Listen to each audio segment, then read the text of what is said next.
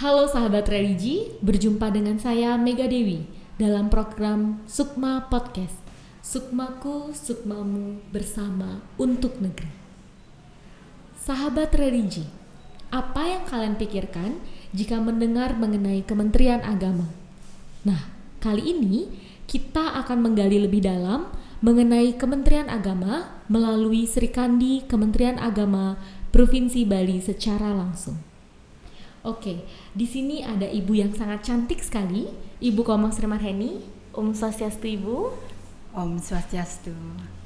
Buat sahabat religi yang mungkin belum mengenal mengenai beliau ini adalah Kepala Kantor Wilayah Kementerian Agama Provinsi Bali, Ibu Komang Sri Marheni. Beliau saat ini adalah Sri Kandi satu-satunya di Indonesia yang memimpin Kanwil Kementerian Agama. Baik Ibu, sebelum kita membahas mengenai Kementerian Agama, sahabat religi tentunya ingin mengenal Ibu lebih dalam. Mungkin dari Ibu bisa menjelaskan mengenai karir perjalanan hidup Ibu sehingga Ibu saat ini dapat memimpin di Kanwil Kementerian Agama Provinsi Bali. Baiklah, terima kasih Dek Mega.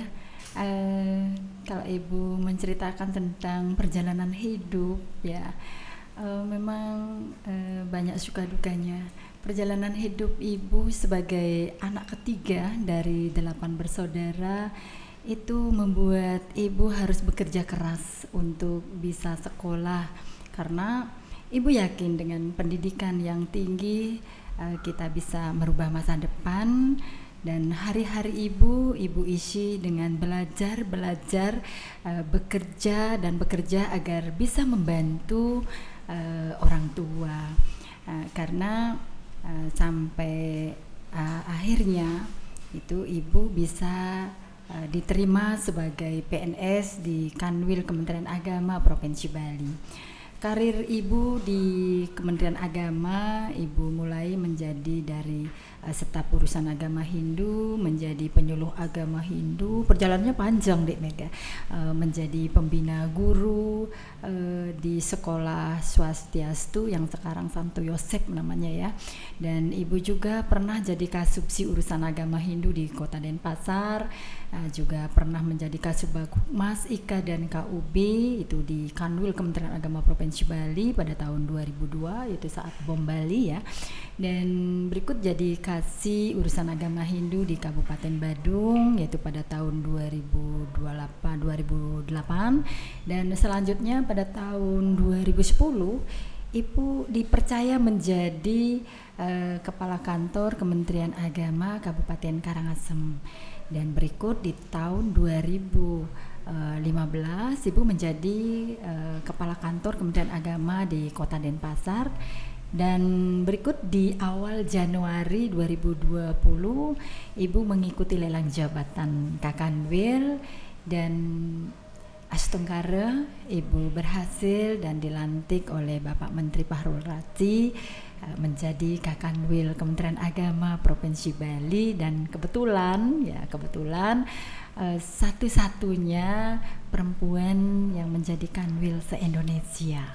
Wah, benar-benar inspiratif sekali ya sosok dari Ibu Komang ini. Semoga di rumah sahabat religi dapat mengambil makna dari kisah hidup beliau. Nah, selanjutnya nih Bu, sahabat religi di rumah pasti penasaran, apa sih Sukma Podcast ini dan tujuan didirikannya Sukma Podcast ini untuk apa? Sukma Podcast itu adalah sebuah akronim dari suara dan kata masyarakat. Tujuan Ibu membuat Sukma Podcast itu adalah yang mana saat ini Kanwil Kementerian Agama Provinsi Bali yang merupakan wilayah zona integritas dengan predikat WBK, yaitu wilayah bebas dari korupsi, yang mana akan menuju predikat WBBM, yaitu wilayah birokrasi bersih melayani.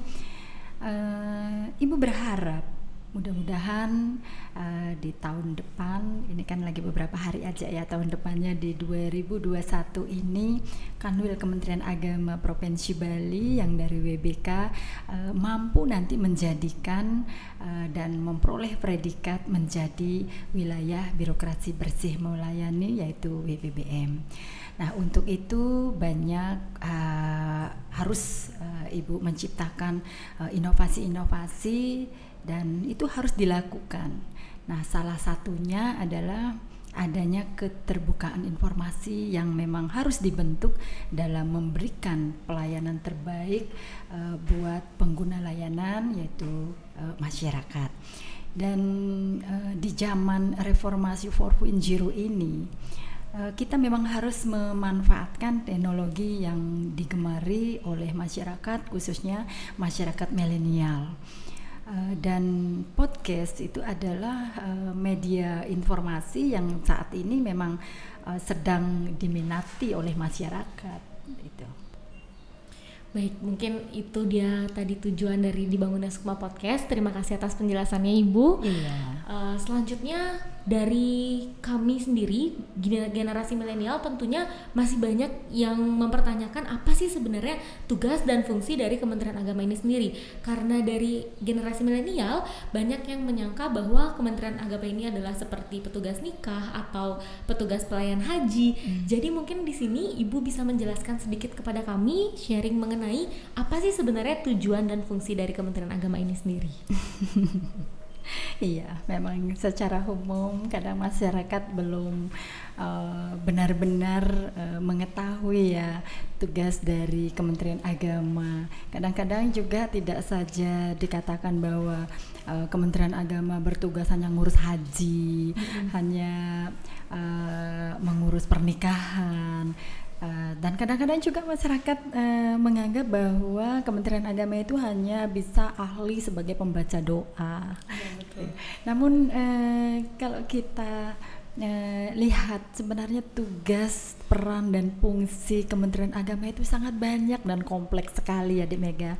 Kementerian Agama itu mempunyai tugas itu menyelenggarakan urusan di bidang keagamaan dalam pemerintahan untuk membantu presiden dalam menyelenggarakan pemerintahan negara. Jadi banyak tugasnya. Dalam melaksanakan tugas, yaitu Kementerian Agama menyelenggarakan fungsi perumusan, fungsi penetapan, dan fungsi pelaksanaan kebijakan di bidang keagamaan.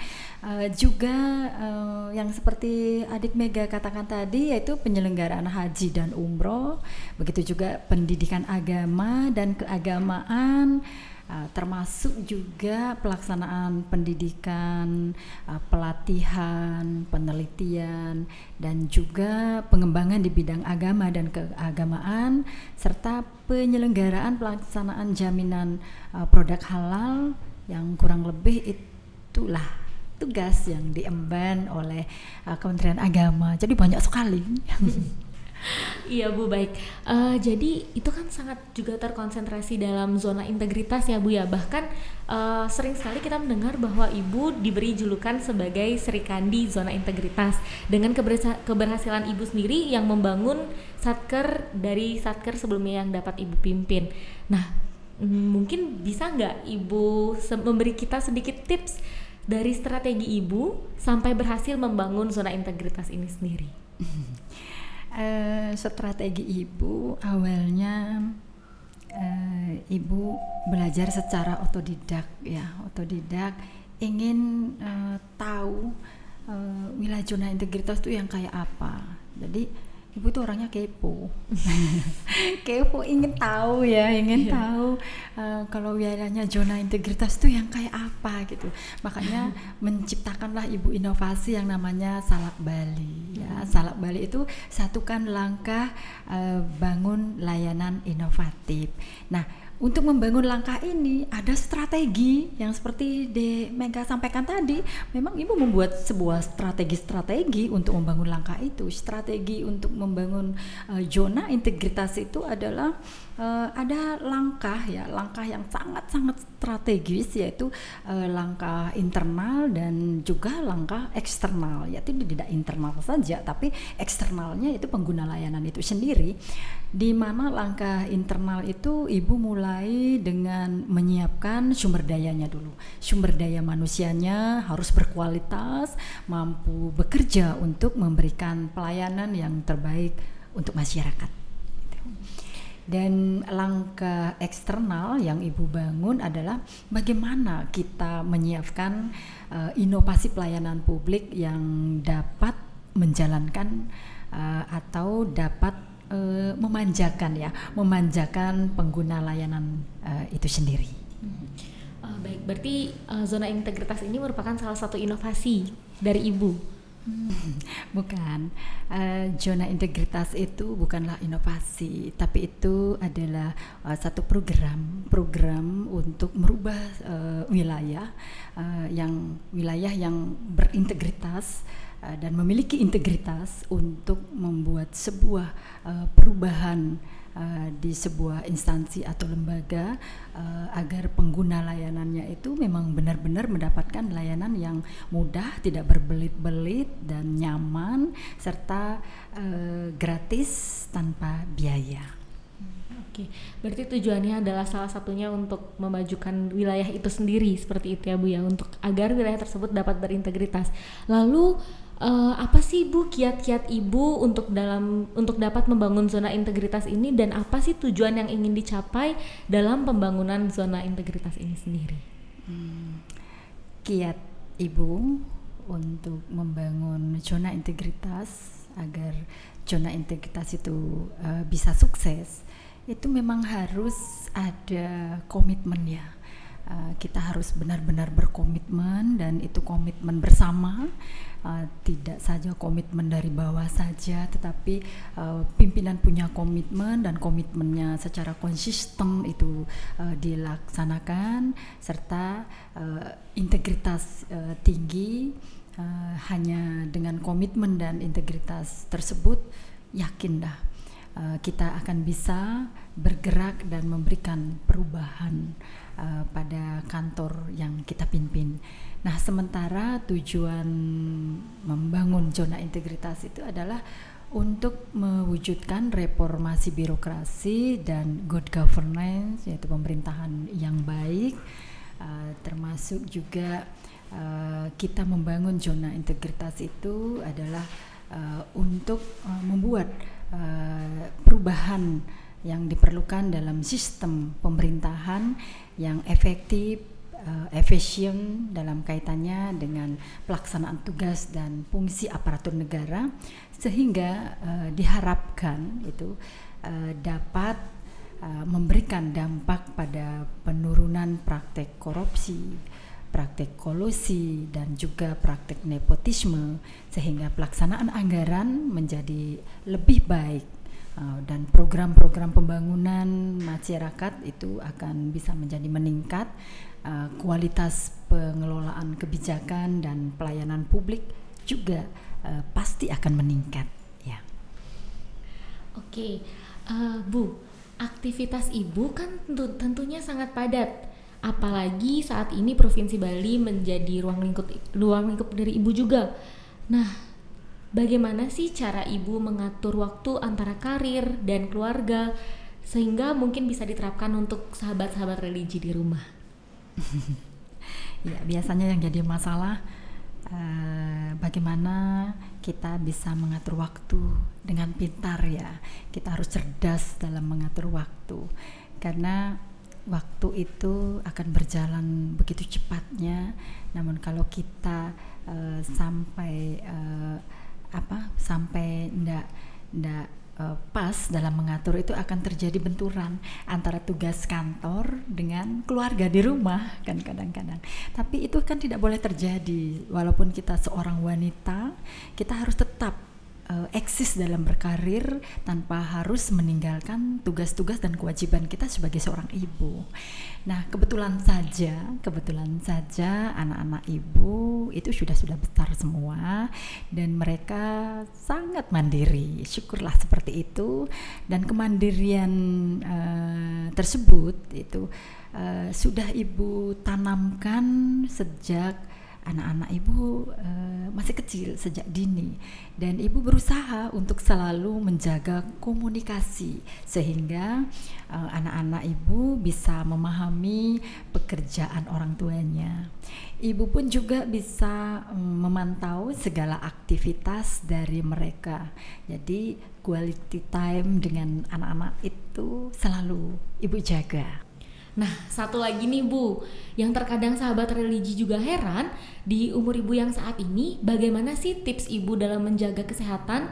Karena ibu ini kan terkenal sangat gesit, sangat aktif, sehingga apalagi di saat ini adalah masa pandemi. Bagi dong Bu tipsnya untuk kita di generasi milenial dan sahabat-sahabat religi di rumah juga, agar nggak kalah dengan ibu. Ada aja deh Mega ini. Sementara ini, setiap aktivitas yang ibu lakukan, ibu selalu happy, ibu selalu senyum, ibu selalu berpikir positif ya. Jadi rahasianya yaitu selalu berpikir positif, dan kita selalu menikmati pekerjaan yang kita lakoni, dan yang paling penting kita selalu menjaga semangat untuk mencintai pekerjaan sebagai pelayan umat. Sangat positif sekali ya aura ibu. Nah, terakhir nih Bu, mungkin dari ibu ada pesan nggak untuk yang ingin ibu sampaikan kepada generasi milenial saat ini? Pesan ibu sedikit aja. Pesan buat para pemuda bangsa. Kalian harus memiliki mimpi dan harapan yang besar. Tapi ingat, sesuatu yang besar tidaklah mudah untuk mendapatkannya. Maka kalian harus berani ambil resiko, maka bersiaplah meraih mimpi itu. Baik, terima kasih Ibu Komang Sri Marheni telah meluangkan waktunya untuk bergabung pada podcast kami. Terima kasih kembali Dek Mega. Semoga lain kali kita dapat bertemu lagi dan berjumpa lagi untuk mengikuti lagi podcast ini dalam tema yang berbeda mungkin Ibu lain kali. Iya, baik. Terima kasih telah mengundang Ibu untuk ikut bergabung di podcast ini. Iya.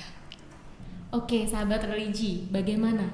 Sudah cukup dekat bukan dengan Ibu Kakanwil Kemenak Provinsi Bali? Nah, dengan menonton podcast ini, sahabat religi juga akan mengetahui mengenai fungsi dan tujuan dari Kementerian Agama. Selain itu juga tujuan didirikannya Sukma Podcast ini sendiri.